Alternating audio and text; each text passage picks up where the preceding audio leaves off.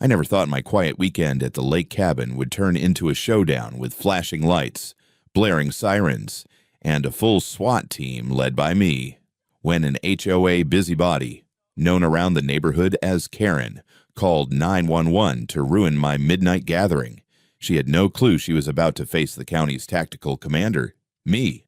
Let us know where you're watching from today, and if you're new here, don't forget to like this video and subscribe to join our growing community. I've always believed there's nothing quite like escaping to the lake when life gets too loud. My cabin sits at the far end of Cedar Pine Lake, tucked away behind a wall of tall pines and sweet-smelling cedar trees.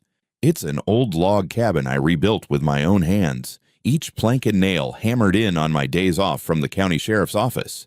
To me, that place isn't just a getaway. It's a sanctuary where the world slows down and the noise fades into silence. That Friday evening, I tossed my overnight bag into the bed of my pickup and drove out of town with the windows down, letting the warm summer breeze carry away the week's stress.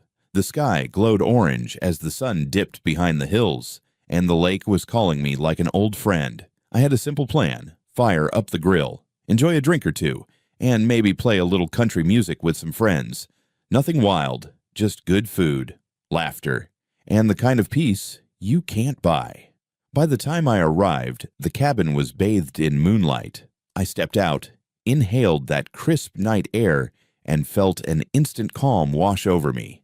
The lake shimmered under the stars, and the only sound was the gentle lapping of water against the dock. I unlocked the cabin, flicked on the old lantern lights, and smiled as the familiar creak of the wooden floorboards greeted me. Home. An hour later, the grill was sizzling with steaks. The fire pit crackled, and a few friends had arrived, hauling coolers of soda and snacks.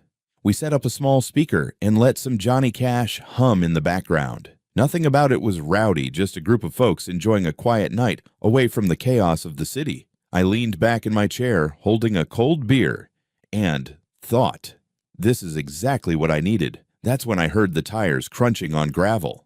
At first, I thought it might be another friend arriving late, but when I stepped onto the porch and saw the headlights of a shiny white SUV rolling up my private driveway, I knew it wasn't. I recognized that car. The HOA's self-appointed enforcer, who we all called Karen, though that's not her real name, had arrived like a storm cloud.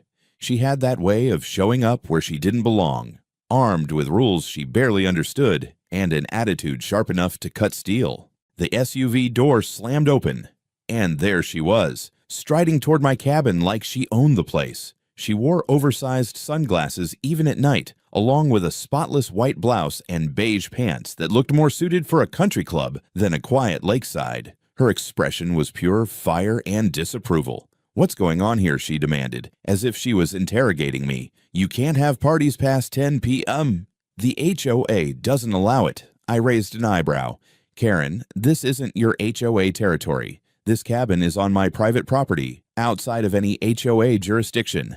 My voice was calm, but I wasn't about to let her bulldoze over me. Her lips tightened. "I've already had complaints about noise. If you don't shut this down right now, I'm calling the police." I almost laughed. "The police," I said, taking a slow sip of my beer. "Go ahead." Of course, she had no idea who I was. I wasn't just some random guy grilling steaks at a cabin. I was the county sheriff and, more importantly, the tactical commander for our SWAT unit. If she thought I'd back down from a baseless threat, she was about to get a lesson she'd never forget. She jabbed a finger toward the fire pit. "Mark my words, I'll have this place cleared out." Then she spun on her heel, stomped back to her SUV, and peeled out, her tires spitting gravel behind her.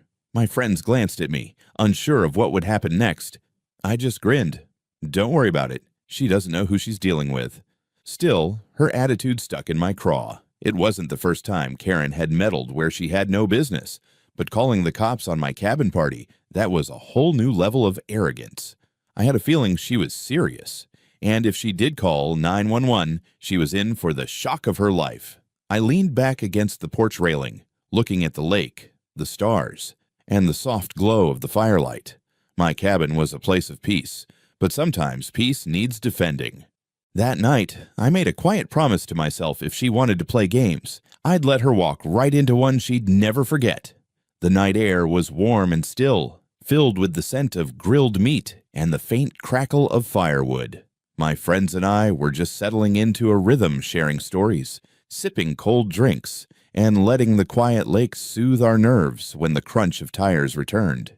I knew it was her before I even saw the headlights crest the hill. Karen wasn't done with me. Her white SUV came to a stop just beyond my gate, headlights glaring across the yard like interrogation lamps. Out she came, swinging her arms with purpose, her sunglasses perched on her head like a crown she thought made her queen of the world. I swear the woman looked angrier than a cat dunked in cold water. Didn't I make myself clear? She snapped as she marched across my property. I told you there's no noise allowed after 10. This is an HOA regulated area. I stayed seated on the porch steps, resting my elbows on my knees, and let her rant. My friends fell quiet, exchanging puzzled looks. One of them whispered, "Does she know this isn't even HOA land?" I just gave him a subtle shake of my head. This was my show to handle. "Karen," I began, my voice steady but firm, "this cabin is outside of your HOA. It's my property. Your rules don't apply here, no matter how much you wish they did." Her jaw dropped as if I'd just spoken blasphemy. "Excuse me, everything around this lake falls under the HOA. I know because I chair the neighborhood committee. And you," she waved her manicured hand at me, "you're disturbing the peace." I stood up slowly, not in a threatening way, but to let her know she wasn't going to talk down to me like I was some teenager sneaking beers behind my parents' barn. I'm a big guy, 6'2", broad from years of ranch work and police training. When I stood to my full height, Karen's confidence flickered for just a second, though she quickly plastered on a fake smile. "Look," I said, "we're not breaking any laws. We're out here in the middle of nowhere, just having a quiet night with music and a fire. Nobody's bothering you. Quiet, quiet. I can hear your music from down the road," she shouted, though I doubted she could even hear the faint strum of Johnny Cash from the porch speaker. She jabbed her finger toward my friends. "If you don't turn that off, I'll call 911. I'll have the police come and shut you down. You'll regret ignoring me." That's when I chuckled, and I could tell it made her furious. "Karen," I said slowly, "if you think calling 911 will help you, be my guest. But you might want to be careful what you wish for." Her eyes narrowed, and I could see her trying to figure out what I meant. I didn't give her the satisfaction of explaining. She spun on her heel and stomped back to her SUV, muttering under her breath. The sound of her tires spinning on gravel as she left was almost comical. My friends erupted in laughter the second she was out of earshot. "Man, who is that woman?" asked Jake, my old high school buddy who was leaning on the porch rail with a beer in hand. "She's like a drill sergeant on steroids." "She's the self-proclaimed HOA sheriff," I said, shaking my head. "Thinks she owns the whole county." Jake smirked. "She's about to learn the hard way who the real sheriff is."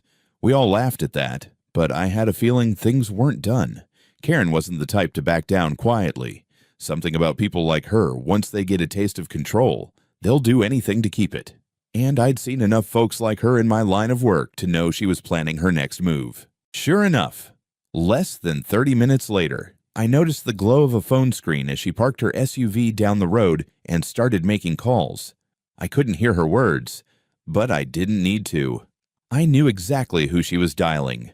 "Let her," I said when Jake asked if I wanted to confront her. "I've got a better idea." I walked inside the cabin, pulled out my own radio from my bag, and made a quick call to dispatch. My team knows me, knows my tone. I didn't give them every detail, but I made it clear we had a situation brewing, and I'd handle it personally. When I came back outside, my friends looked at me expectantly. "She's calling 911, isn't she?" one of them asked. I nodded. "Yeah, and I'm about to give her exactly what she wants." The fire popped as I sat back down, watching the lake shimmer under the moonlight. I knew Karen thought she was summoning backup to put me in my place. What she didn't realize was that she'd just set the stage for one of the biggest shocks of her life. The night rolled on, and despite Karen's threats, I wasn't about to let her ruin what we had planned. I turned up the volume on the speaker just a notch, letting Johnny Cash's voice blend with the crackling fire and the quiet hum of crickets. The stars above Cedar Pine Lake looked like they had been scattered by hand, glowing bright and clear in the midnight sky. Nights like this were why I built the cabin in the first place, to have a corner of the world where stress and petty drama couldn't reach me. Or at least, that's what I thought. We gathered around the fire pit, plates loaded with steak, potatoes, and corn on the cob I'd grilled earlier. My buddy Jake tossed another log onto the flames, sending sparks spiraling upward. "You sure she's not going to come back?" he asked, eyeing the road. "Oh, she'll be back," I said, smirking. "But this is my property. We're not breaking any laws. And I'm not about to bow to some HOA power trip." Jake chuckled. I'd pay good money to see her face when she realizes she called 911 on the county sheriff himself. Another friend, Dan, raised his bottle. To Karen, he joked. The entertainment none of us asked for. We all laughed, clinking bottles, the sound ringing out across the still water. I leaned back in my chair, the warm glow of the fire on my face, and looked out over the lake. The surface shimmered like black glass, reflecting the moonlight and our small circle of firelight. It was perfect, too perfect to be ruined by someone who thrived on making other people miserable. But just as the night reached its peaceful peak, the distant wail of a siren cut through the silence. Jake turned to me, eyebrows raised. "Tell me that's not for us." I set down my drink and listened. The siren grew louder, closer. A small grin spread across my face. "Oh, it's for us. All right, but don't worry. I've got this handled." The others looked at me like I'd just announced a storm was coming. "Handled? What do you mean?" Dan asked. "You'll see," I said calmly, standing and walking toward the porch. A minute later, headlights glared through the trees as a police cruiser pulled up. Behind it, more lights. Not just one car, 2, 3, then a large armored van. My friends went silent, wide-eyed. "What the hell?" Jake whispered. I felt a familiar surge of authority as I walked toward the vehicles. The doors opened, and out stepped my team, men and women I'd trained with, trusted with my life. They were suited up in tactical gear, ready for action, because they thought this was an actual emergency. I'd made sure to keep it quiet. But now the moment had arrived. Karen, who had followed the convoy from a distance, pulled up right behind them, her SUV headlights blazing. She stepped out looking smug, like she'd just single-handedly solved the world's biggest problem. "There," she barked, pointing at us around the fire pit. "That's them. Arrest them all for disturbing the peace." The deputy in charge glanced at me, confused, before realization lit his face. "Sheriff, what's going on here?" I stepped forward, my boots crunching on the gravel, and couldn't help but smile. "Evening, folks. Thanks for coming out on such short notice," I said to my team. Then I turned to Karen. "You called 911, right?" She blinked, clearly thrown off by my calm demeanor. "Well, yes, you are making noise, and I'm with the HOA. These people are breaking the rules." "Rules," I repeated, my voice cool but firm. "Karen, this is my property. We're not under your HOA, and there's no law against having a few friends over." Karen's face flushed. "But the noise, I can hear your music down the road." One of my deputies couldn't help but laugh. "Ma'am, I barely hear anything, and I'm standing 20 feet away." Her eyes darted from him to me, and finally it clicked. "Wait, you're the County Sheriff," I corrected, pulling out my badge and holding it up so the firelight gleamed on the metal. "And the tactical commander for the SWAT team you just dragged out here on a false emergency call." Karen's mouth opened and closed like a fish out of water. My team was already stifling grins. You can't do this," she stammered. I stepped closer, my voice dropping low and firm. "Karen, calling 911 for anything other than a real emergency is a crime. You not only wasted law enforcement resources tonight, but you could have delayed help for someone who truly needed it. I suggest you think long and hard about that before pulling this stunt again." The firelight flickered across her pale face. For once, she had no snappy comeback. She turned, stormed back to her SUV, and slammed the door hard enough to rattle the windows. My team chuckled as I waved them off. False alarm, I said with a grin. Just a case of someone not knowing when to quit. Karen's SUV hadn't even fully disappeared down the gravel road before my phone buzzed with a dispatch notification. Sure enough, her call had come through as a serious disturbance and been flagged for potential escalation standard procedure for loud parties reported at midnight in rural areas. I sighed, shaking my head. This was no mistake. Karen had deliberately exaggerated every detail. I could already imagine the story she'd told: drunken brawls, screaming guests, chaos spilling into the road, the kind of nonsense that paints a peaceful night as a crime scene. Man, she actually did it, Jake muttered, staring after her taillights. You think she'll get in trouble for that? Oh, she'll get in trouble all right, I said with a slow grin. She just doesn't know how much yet. When I became sheriff, I made it my mission to teach people that calling 911 is not a tool for petty arguments or flexing personal grudges. False calls cost time, money, and sometimes lives. Karen had just crossed that line, and it was going to be my job to handle the fallout. My radio crackled. Sheriff, we've got a reported disturbance at Cedar Pine Lake. You're listed as nearest. Do you want backup rolling? I clicked my mic. Affirmative on backup, but I'll take point. Make sure everyone knows it's my property. I'll debrief on scene. There was a pause, then a laugh from one of my deputies. Copy that. Guessing this has Karen's fingerprints on it. Bingo, I replied. Within the hour, I had coordinated a quiet approach with my team. I didn't want flashing lights or a scene that would scare my guests. I wanted to handle this like the professional I was, but I also wanted Karen to see that her games had consequences. The SWAT van and cruisers stayed back until I signaled them, just far enough to let Karen think she was getting her wish. Meanwhile, I explained the situation to my friends. Look, this isn't the first time someone's tried to pull rank around here, but tonight, she picked the wrong guy. Just relax. I'll handle it. Jake chuckled, shaking his head. I can't believe this is happening. We're literally at the quietest party in history. I stepped away from the fire and called dispatch again to confirm Karen's statement. The report she'd filed was almost laughable. She claimed there were dozens of rowdy drunks yelling and firing off fireworks. Not a single word of it was true. Well, I muttered under my breath, if she wants to escalate, I'll give her a front row seat. By the time Karen reappeared, trailing behind the flashing lights of the incoming convoy, her smugness was practically radiating. She stepped out of her SUV, arms crossed, chin high, ready to watch me get put in my place. Officers, over here, she shouted, as if she were the commander. This is the house. Arrest them all. I could see the confusion on my deputies' faces. They were used to following my lead. And here was this woman barking orders like she owned the lake. I gave a subtle nod to Deputy Harris, the youngest of my crew, and he smirked, clearly understanding the setup. Evening. Ma'am, he said, voice neutral but firm. Can you confirm your emergency report? Yes, I told you. They're having some wild party noise. Fireworks. Who knows what else? They woke me up. I stepped forward, hands on my belt.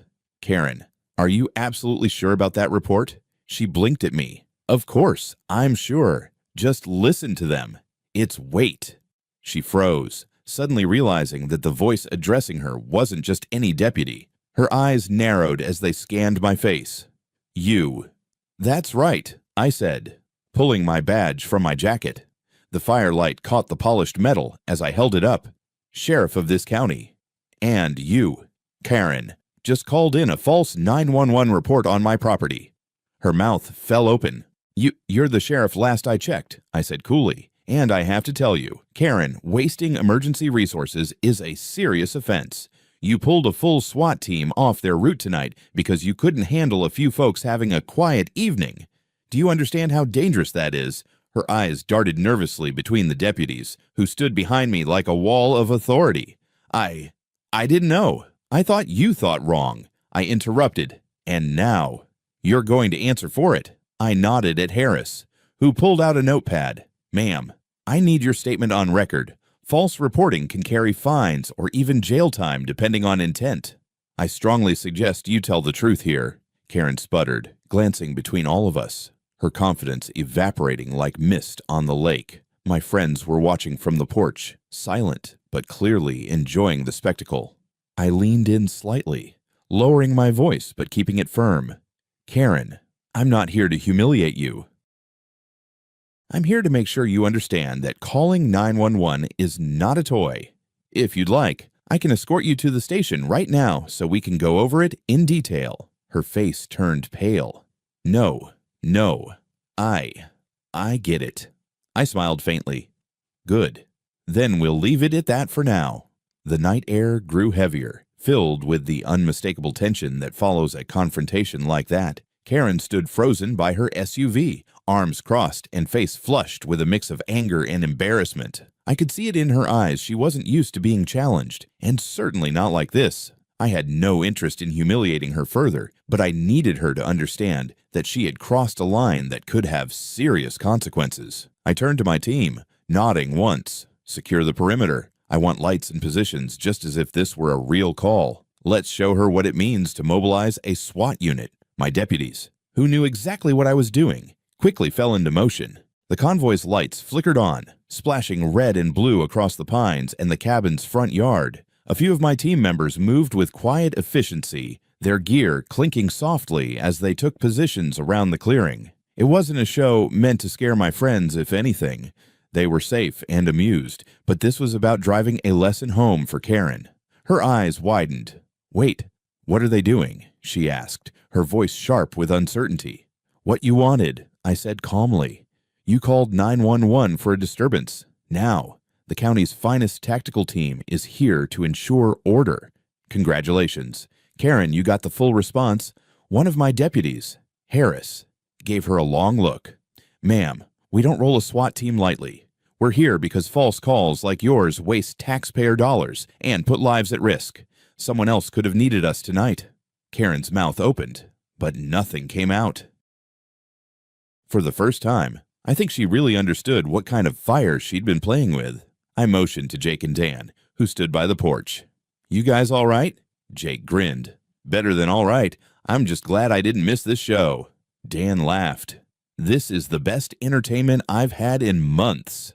I cracked a smile before turning serious again. I walked toward the tactical van, radioing my second-in-command. Bring the rest of the team up. I want her to see what a real deployment looks like. Within minutes, 3 more officers stepped out, fully geared in tactical vests and helmets, moving with the precision that comes from endless training.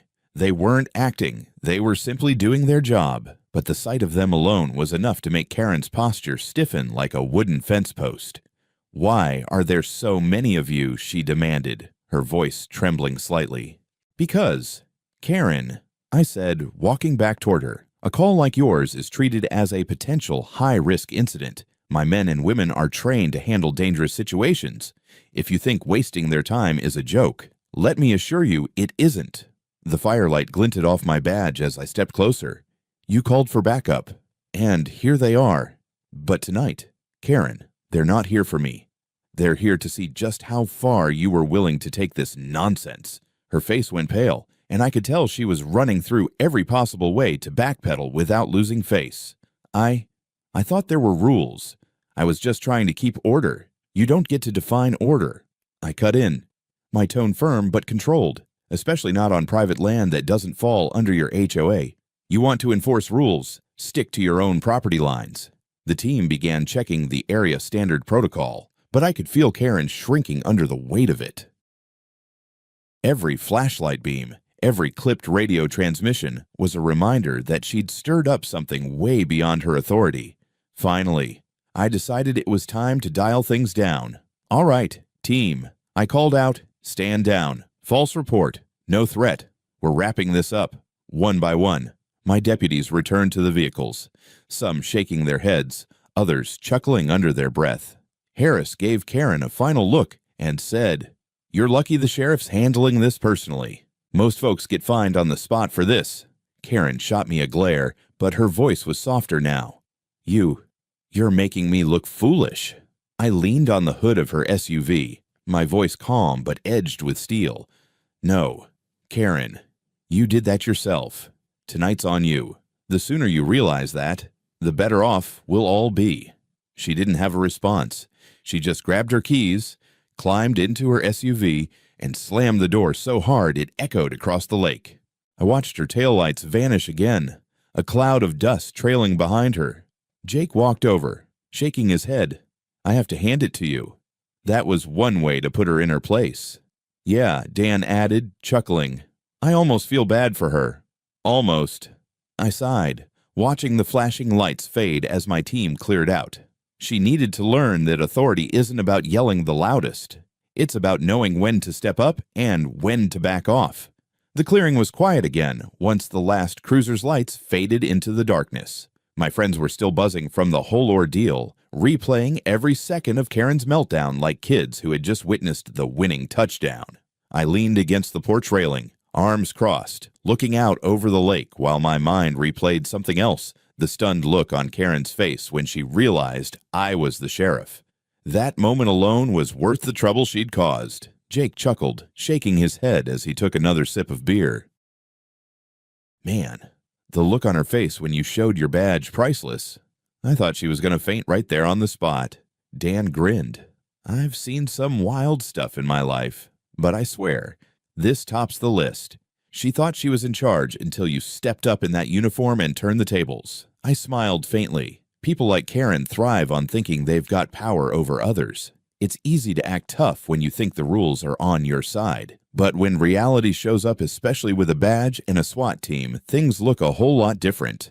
The fire crackled, sending embers drifting into the starry sky. I grabbed my jacket from the back of a chair and put it on, the sheriff's insignia on the sleeve catching the firelight. I hadn't meant for the evening to turn into a showdown, but once she decided to call 911 and drag my team into it, I knew I had to set things straight. As if on cue, headlights glared down the driveway again. My friends froze for a second, thinking Karen was back for round 3, but this time, I recognized the vehicle one of my own deputies, Harris, pulling up to check in before heading back to the station. He stepped out of the cruiser, still smiling from earlier. "Sheriff, you handled that better than anyone else could have. You want me to file the incident report?" "Yeah," I said, nodding. "Make sure you include the part about her false claims. I don't want this getting swept under the rug. Folks need to know we don't tolerate wasting emergency resources." Harris glanced at my friends and grinned. "You guys picked one heck of a night to hang out with the sheriff." "No kidding," Jake said, laughing. "Does this happen often out here?" "Not like this," I replied. "Usually it's raccoons tipping over the trash cans or maybe a neighbor's dog wandering off. But Karen, she's on a whole different level." We all laughed, but deep down, I knew this wasn't the last time I'd hear from her. Karen wasn't the type to let things go. She'd probably spend the next week cooking up some new complaint, maybe even trying to rally other HOA members to her side. That thought didn't bother me. If she wanted another fight, I'd be ready. I decided to go inside for a minute and grab something. When I came back out, I was wearing my full tactical vest, not to intimidate anyone, but to drive the point home once and for all. The sight made my friends whistle and laugh. "Dang," Dan said. "You look like you're about to lead a mission." "Not far from the truth," I said, smiling. Just then, another car slowed at the end of the driveway. This time, it was Karen again. She must have circled around the lake, and now she was back, except this time, she didn't storm out of the SUV. She rolled down the window, peering out nervously. I walked down the driveway, stopping a few feet from her car. "Karen," I said evenly, "you wanted the police involved. Well, here I am, and here's the team you called for. You've made your point, but I need you to understand something. You don't have the authority you think you do. Not here. Not tonight. Not ever on my property." Her mouth opened, but I held up a hand to stop her. "I'm not your enemy. Karen, I'm the one who responds when real emergencies happen, when people's lives are on the line. Do you have any idea what could have happened if my team had rolled into a real firefight because they were tied up here over nothing?" She didn't answer. Her eyes darted down, and for the first time, she looked genuinely uncertain. "Go home," I said quietly, but firmly. "Enjoy your night. And the next time you feel the urge to call 911 over something petty, remember this moment. For a long second, she just sat there, gripping the steering wheel. Then, without a word, she rolled up the window and drove away. Slower this time, without the angry roar of tires. Oh. I turned back to my friends, who were grinning from ear to ear. "Well," Jake said, "I think that's the first time I've ever seen Karen speechless. Let's hope it's not the last," I replied. The rest of the night felt lighter. We stoked the fire, played a few old songs on the speaker, and laughed about everything that had happened. For all the chaos Karen tried to stir up, the evening ended up being one we'd never forget. The following morning, I woke to the sound of loons calling across Cedar Pine Lake and the faint smell of wood smoke lingering from last night's fire. My friends were still asleep inside the cabin, sprawled on the couches and bunks. But I was already up, sipping my first cup of black coffee on the porch. The quiet morning felt like a sharp contrast to the chaos Karen had stirred up hours before. As I sat there, I thought about everything that had gone down. It wasn't just about her trying to ruin a party. It was about someone abusing authority they didn't have. That didn't sit right with me, not as a sheriff and not as someone who believes in fair play. I knew I had to take the next step, not to humiliate Karen, but to hold her accountable for what she'd done. By mid-morning, Harris radioed in to let me know the incident report was ready. "Sheriff," he said, "I've got the statement written up, including the false claims she made. Dispatch recorded her call. She made it sound like there was a violent brawl out there." "Good work," I replied. "File it with the county attorney's office. I'll handle the follow-up." Around noon, I got into my pickup and drove down to the HOA office, a small building with polished glass doors and a row of neatly trimmed hedges out front. As I walked in, Karen was already there, talking animatedly with another board member. When she saw me, the color drained from her face. "Oh, great," she muttered. "What are you doing here?" I kept my voice calm but firm. "Karen, we need to talk." "I filed a report about the false 911 call you made last night. It's on record now." Her eyes widened. "You can't be serious. I was just enforcing the rules. You don't have any authority outside HOA grounds," I said, stepping closer so we were eye to eye. "And you don't get to weaponize emergency services because you don't like someone's music. That's not enforcement, that's harassment." The board member standing beside her shifted uncomfortably. "Karen, did you really call 911 over a party?" She shot him a glare, but didn't answer. I took that as my cue to finish what I came for. "Karen, here's what's going to happen. I'm not pressing for jail time yet, but you're going to pay the fine for false reporting, and you're going to stay off my property. If you step foot there again without a legitimate reason, we'll have a different conversation, and I won't be nearly as forgiving." For a moment, I thought she might explode, but then her shoulders slumped. "Fine," she hissed, "but this isn't over." I tilted my head slightly. "That's where you're wrong. It is over as far as I'm concerned. You've got a choice: live and let live, or keep poking the bear and see how that ends." When I turned to leave, I heard the board member whisper, "Karen, maybe it's time you back off." That was enough for me. Driving back to the cabin, I felt a sense of satisfaction. Justice, in my book, isn't about revenge, it's about balance. Karen had overstepped, and now she'd learned that there are limits, even for someone who thinks they run the show. When I got back, my friends were sitting on the porch, coffee in hand, enjoying the warm sunlight glinting off the water. So Jake asked, leaning forward, "How'd it go?" "Handled," I said with a grin. "She's paying the fine, and I think we won't be hearing from her for a while." Dan raised his mug in a toast. "To the sheriff and to shutting down HOA nonsense once and for all." We all laughed, and I sat down beside them, letting the breeze off the lake cool my skin. "Last night was wild," I said, "but I'll tell you what, nothing feels better than standing your ground and knowing you did the right thing." As the day wore on, we cleaned up the remnants of the party, grilled some leftover steaks, and even took the boat out for a slow ride around the lake. The peace I'd come out here for had returned, and it felt better knowing I'd earned it. By sundown, the sky was painted with streaks of gold and pink. I stood at the end of the dock, hands in my pockets, watching the water ripple in the fading light. For all of Karen's drama, she'd given me one thing, a reminder of why I love this place. Out here, I wasn't just the sheriff. I was a man who built his life around honesty, hard work, and knowing when to push back. The sun had just set, leaving a band of crimson and gold across the horizon, when I finally felt the tension of the last 24 hours lift from my shoulders. The lake was calm again, a sheet of glass reflecting the glow of the fire pit we'd rekindled for one last night together. My friends and I sat in easy silence, the kind that only comes after you've faced down chaos and come out stronger on the other side. Jake poked at the fire with a stick, sending sparks spiraling up into the night. "You know," he said with a grin, "that woman's going to think twice before she calls 911 again. I almost wish I'd filmed her face when you walked out in full tactical gear. That moment alone legendary." I chuckled, shaking my head. Karen's stubborn. I'll give her that. But last night wasn't just about shutting her up. It was about showing her where the line is. Some folks think they can scream rules and watch everyone jump. Well, not me. Not out here. Dan nodded, leaning back in his chair. What you did was justice, plain and simple. Not just for you, but for everyone she's pushed around over the years. She finally ran into someone who wouldn't let her bulldoze them. I thought about that for a moment, staring into the fire. It wasn't the first time I'd had to confront someone who believed they had power over others, and it wouldn't be the last. But this time was different.